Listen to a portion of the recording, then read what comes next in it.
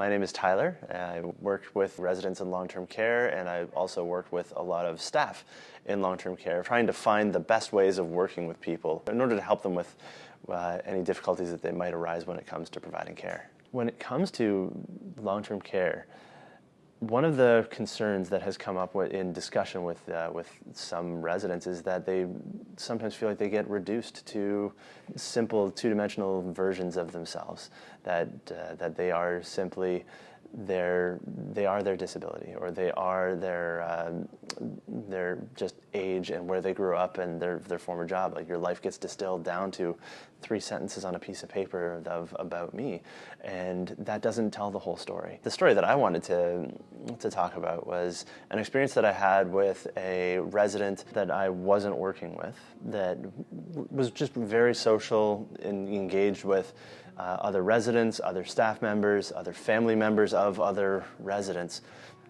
Just a very pleasant and sociable person. While he was in conversation, he would discuss various experiences that he had had, life experiences, work experiences, and there were entertaining stories and great conversation pieces. One of the things that he stated that he loved to do was that he loved to play the violin, and that he could play the violin fairly well.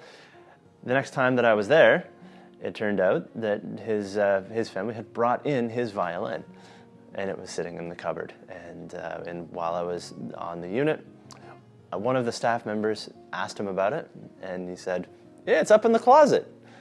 So the staff member went up, pulled it down, opened it up, and he took it and started talking to the staff member about, this is what it looks like, this is how you play it, this is, he started kind of tuning it a little bit, and then he took out the bow and just demonstrating beautifully how to care and maintain the bowstrings prior to starting to play it. And this is someone who, when you're in casual conversation with him, had significant memory deficits, that he would struggle during conversations to be able to remember more than, say, a minute or so within the same conversation about the topics that you had been speaking about. But his description of how to care for the bow, it was like watching a how-to video. Just absolutely on point. And then he sat down in the common room there. It's a beautiful room with a nice view. Sits down and just starts to play a little bit. Just more tuning than anything else and getting it set. And a family member for a completely different resident asked him if he knew how to play a particular song. And he didn't recognize the song at all. And she was like, "Oh, well, it goes like this." And so the family member starts singing. And as he's listening, kind of, you can see him thinking about it. And then he just started playing by ear. Everything that she sang, not necessarily the original tune, but her version of the tune, just note for note. One of the staff members that happened to be around also from a different area then turned on the keyboard that was also in the room and started playing along to him, playing along to her singing. And it was this beautiful musical moment where he's there playing the violin by ear based on her tune, and another staff member that just started playing along on the piano to accompany his violin playing.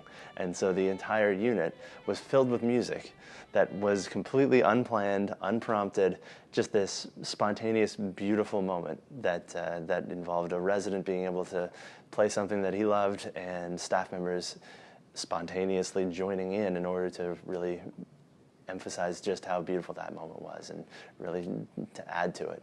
For me, it was the spontaneity of it, to see somebody who was obviously very passionate about violin, being encouraged to do so by family members, by staff, by other residents and other residents' families, recognizing that this is something that he obviously really cared about, that he really enjoyed.